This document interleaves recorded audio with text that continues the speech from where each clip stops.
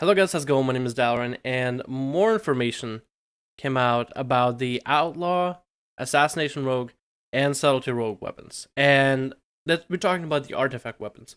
If you don't know what artifact weapons are, it's going to be something that levels with you as you level through Legion, and will change up your rotation a lot like Talon's glyphs would.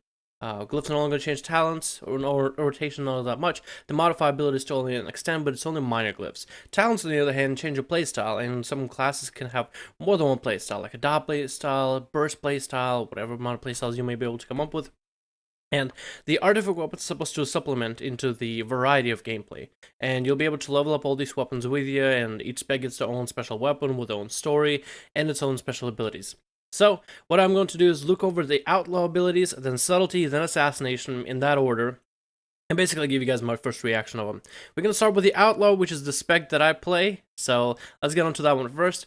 Initial trait, Curse of the Dreadblade, which is the weapon that Outlaw gets, is the Dreadblades. The lore behind it, if you're interested, is something about pirates. Some captain had Dreadblades, which are Curse and Fate, I think are the names of them. Maybe something different. But anyway, the weapons were wielded by a pirate captain who slain a bunch of people on the open seas, and eventually, when the blades can't just get fed with blood or whatever, they kill the owner. So I guess that's how the Outlaw might get the weapon.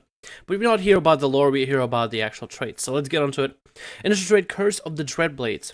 Invoke the Curse of Dreadblades, causing each saber to fill your combo points. However, Dreadblades will consume 0% of your remaining health when finishing a move for the next 12 seconds.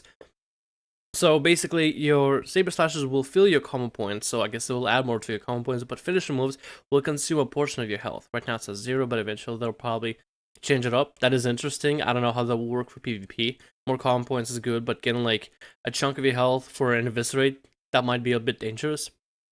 Major traits, Blunderbuss. When you perform a second strike with Saber Slash, next pistol shot will shoot a ball of shrapnel at the target, dealing greatly increased damage. That's a good one. I would definitely go into that one because I feel like pistol shot is going to be some of the best damage that we might have as an Outlaw Rogue. Greed.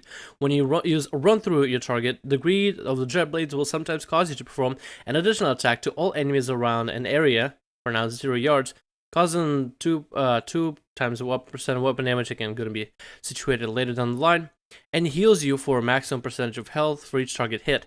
That's an AoE, and that's pretty awesome. I feel like that's going to be pretty bad for PvP unless the heal overall for a single target is high. Definitely something I wouldn't spec into at the first of the bat. Blur time, while Adrenaline Rush is active, all your abilities recharge faster to a certain percentage. Now that one's definitely I would go for PvP. So those are the major traits. Blunderbuss and Blur time is something I would definitely want to spec into first. Initial trait of Cursed Blades, I'm not sure if I like it because it'll consume a percentage of my remaining health every time you use a finisher move.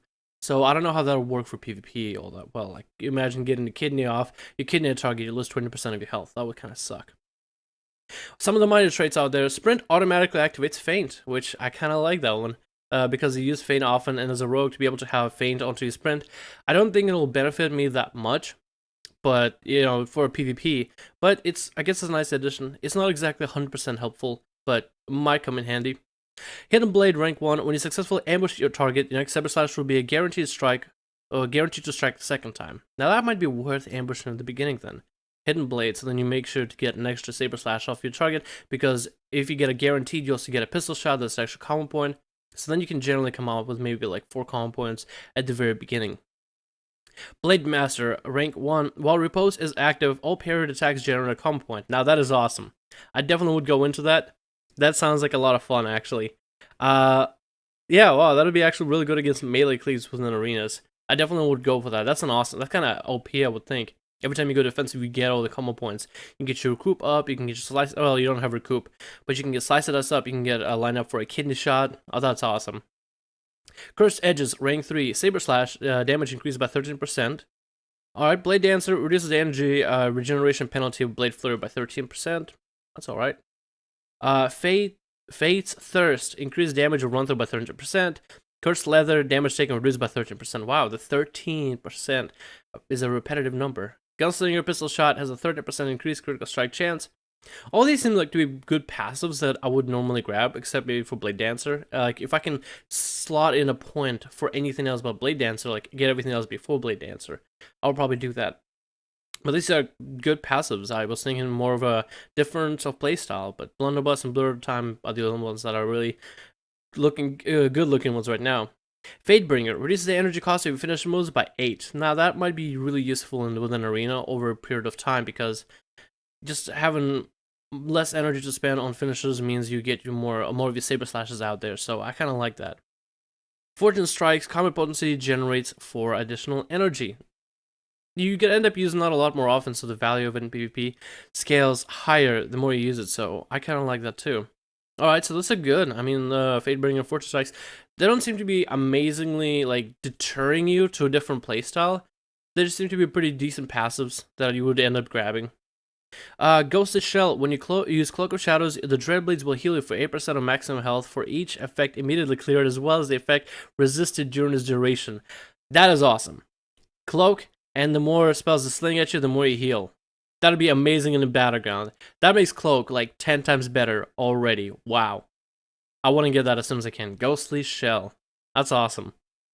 Fortune's Boon reduces the cooldown of adrenaline by 40 seconds. Basically a 2-minute cooldown. Oh yeah, I like that.